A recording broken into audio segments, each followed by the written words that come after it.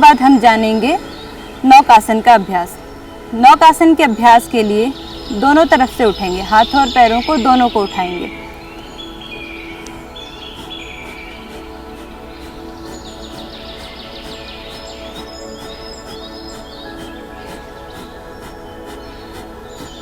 वापस। यह आसन आपके पेट को स्वस्थ रखता है, आपके डाइजेशन को अच्छा करता है, आपकी किडनी को क्लीन करता है, आपकी यूरिनरी ब्लैडर को इन्फेक्शन से दूर करता है, आपकी आंतों को कार्य करने में सक्षम बनाता है। और एक खास बात कि यह भूख बढ़ाता है। कुछ लोगों को खाया हुआ डाइजेस्ट नहीं होता, और डाइजेस्ट नहीं होता और फिर भूख भी नहीं लगती। तो इस आसन से आपका खाना डाइजेस्ट भी होगा और आपको अच्छे से खुलकर भूख भी लगेगी। तो इस प्रकार हमने जाना लेट कर किए जाने वाले आसनों का समूह किडनी के लिए, किडनी को स्वस्थ बनाने के लिए और लंबी उम्र तक एक्टिव रखने के लिए। आइए अब हम बाईं करवट लेकर उठकर बैठेंगे और जानेंगे आगे के अभ्यास।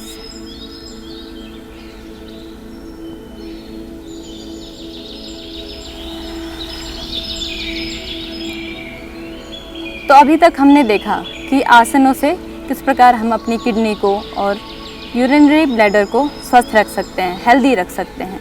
लंबी उम्र तक आप अपने अंगों से साथ पा सकते हैं। आइए अब हम जानते हैं प्राणायाम के कुछ अभ्यास जो आपकी किडनी को स्वस्थ रख सकते हैं, तरोताज़ा, तथा जब आपको ज़रूरत हो तब आपके काम आ सके, यानी कि स्वस्थ रह सके।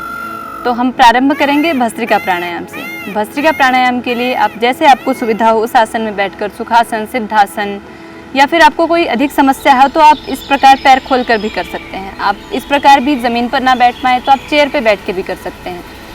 यदि आप वो भी ना कर पाएँ, आपकी अवस्था बहुत ही खराब है, तो आप लेट कर भी कर सकते हैं, पर जितना आपका सामर्थ्य हो उतना। यदि आप बैठ सकते हैं तो बैठ के ही करें, प्रमाद ना करें, आलस्य ना करें।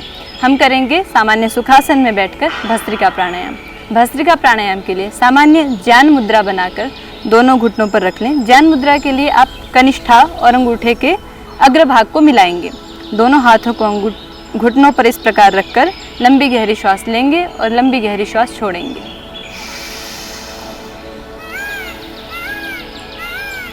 एक बात ध्यान रखने लायक और यह है कि जिस अंग से संबंधित आपको रोग हो उसके लिए जब आप योगाभ्यास करें तो उसी रोग से संबंधित, उसी अंग से संबंधित चक्र पर ध्यान करें।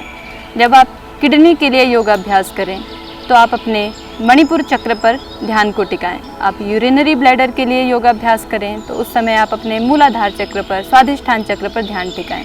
आपके मणिपुर चक्र का स्थान होता है पेट में।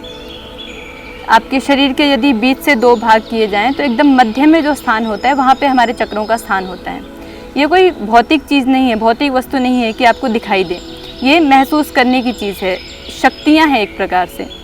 तो आप इसकी शक्ति महसूस कर सकते हैं।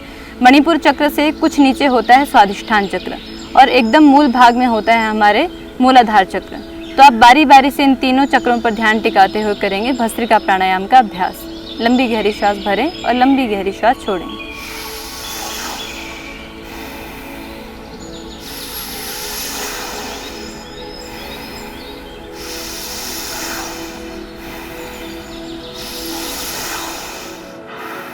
आप भस्त्रिका प्राणायाम की गति अपने शरीर सामर्थ्य के हिसाब से रख सकते हैं। आप सामान्य स्वस्थ हैं तो सामान्य गति रखें, मध्यम स्वस्थ हैं तो मध्यम गति रखें। यदि आप पूर्ण स्वस्थ हैं तो एकदम तीव्र गति रखें।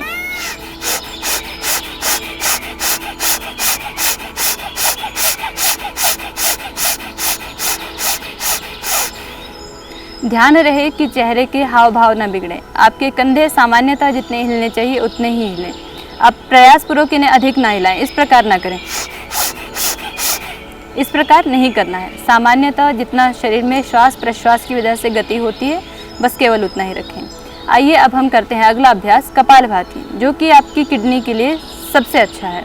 कपालभाति के अभ्यास के लिए आप इसी प्रकार ज्ञान मुद्रा में बैठेंगे, सुखासन या किसी भी आसन में बैठ सकते हैं और उसके बाद श्वास को केवल बाहर छोड़ने पर ध्यान देना है। अंदर जितनी श्वास सहज सामान्य रूप से आ जाए उतना हर एक सेकंड में एक स्ट्रोक लेने का प्रयास करेंगे।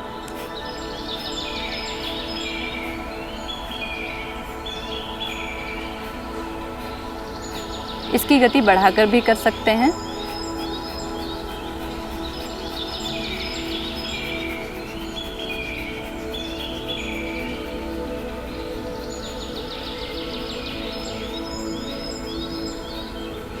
किडनी के अभ्यास के लिए और यूरिनरी ब्लैडर के अभ्यास के लिए आप इसका अभ्यास आधे घंटे तक कर सकते हैं। आप जितना अधिक कपालभाति करेंगे, आपके उदर के अंग, आपकी किडनी, आपके अंदर के सारे अंगों की शुद्धि उतने ही अच्छे से होगी।